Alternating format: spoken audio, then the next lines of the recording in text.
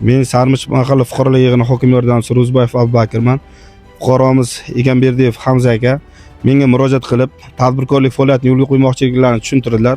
Men ularga ko'maklashish mobaynida ularga Jo'langar qishlog'idan bo'sh turgan obyektlarda, bo'sh turgan yerlarni ko'rsatdim.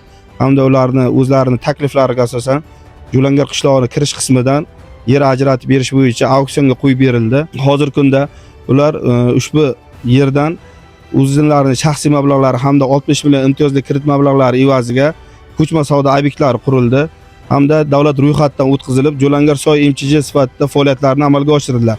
Hozirgi kunda ushbu obyekt ham choyxona xizmat ko'rsatish umumiy ovqatlanish hamda savdo obyekti sifatida foydalanilmoqda. Fuqaro hozirgi kunda ikkita ish o'rni bilan bandligi ta'minlandi fuqarolarda.